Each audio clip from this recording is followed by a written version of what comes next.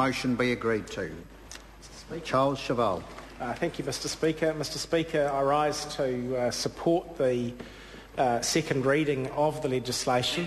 As the Minister pointed out, the Select Committee spent some time on this legislation. We reported it back unanimously.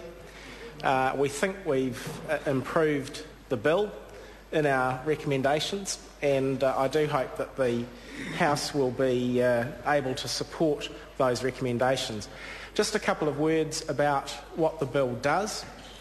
Essentially, this is the implementation of Stage 2 of a two-stage reform of the administration of the electoral machinery in New Zealand. Members will recall that there was the set-up of the newly constituted Electoral Commission, and we've debated that matter a number of times in this House already this year, most recently I think last month, when the House recommended to the Governor-General that we finally bring the Commission up to strength, appoint a Deputy Chairperson for the Commission, and bring its membership to 3. That was a resolution passed with the unanimous support of the House, and I understand the Governor-General acted on that advice from the House.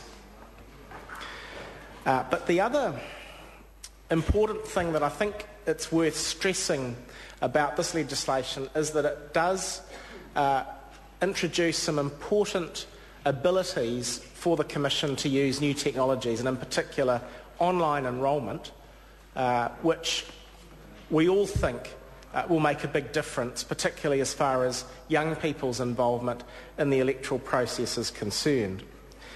There are a couple of other machinery changes in the bill that I will mention in my speech, but basically the hope that members on this side of the House have is that this new Electoral Commission will be a more effective regulator of elections.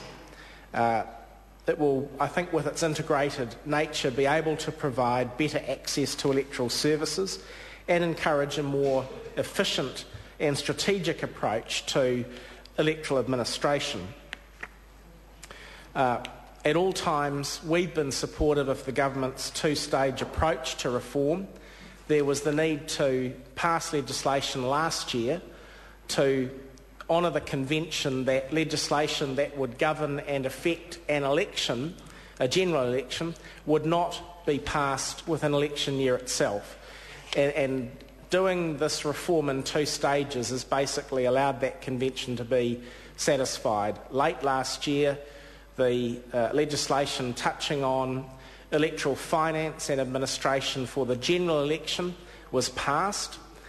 It came into effect very quickly afterwards. It came into effect on the 1st of January this year. I think it's fair to say that it will take a while for the actors to get their heads around all the ramifications of that legislation. But that certainly indicates the common sense nature of the convention that this House does not legislate for elections in the year that those elections fall due. So what those first parts of the reform dealt with were establishing the new Electoral Commission, subsuming into it the old Commission and the former position of Chief Electoral Officer, and this bill brings the Chief Registrar of Electors into the Commission. Now, the original proposal was that should occur, I think, in October next year. The committee thought, I think with justification, that could be brought forward to July next year, and that is the recommended change. We've heard from the Minister that has the government's support, and that's pleasing.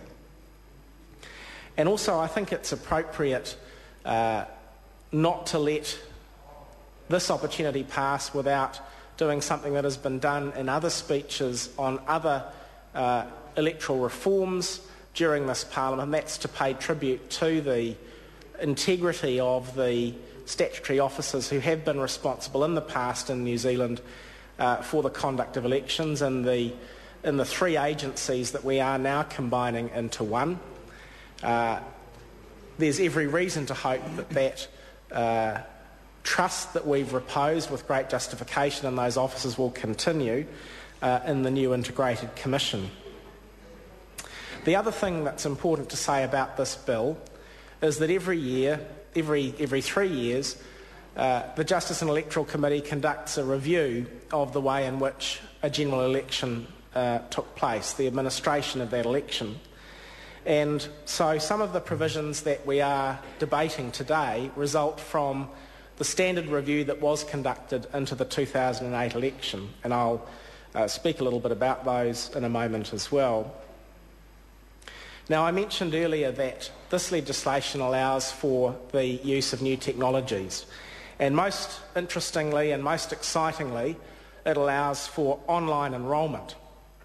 You would think that given the new technologies around the internet and what have you, given that they've been available for a number of years now, that we might already have taken advantage of this new technology. I see the Minister for Communications smiling across the aisle there because he thinks the internet's already redundant and it's about to be replaced by something else. And I'm sure that we'll be enlightened with his vision at some point.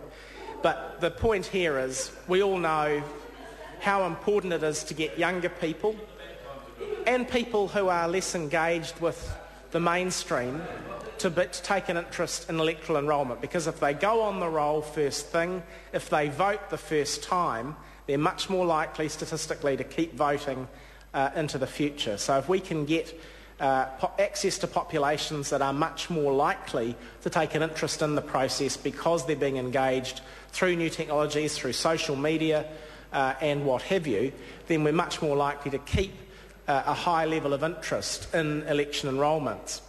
And I can see that Mrs. Gowdy's almost as excited as I am by these prospects, which is quite a frightening thought when you boil it down. Ms. Adams as well.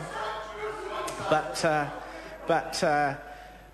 the good thing about the legislation is that it will allow for these new technologies to be used. It'll allow for online enrolment, but it also puts some real safeguards in place so that some of the obvious abuses that could come from permitting a non-paper-based enrolment scheme are minimised.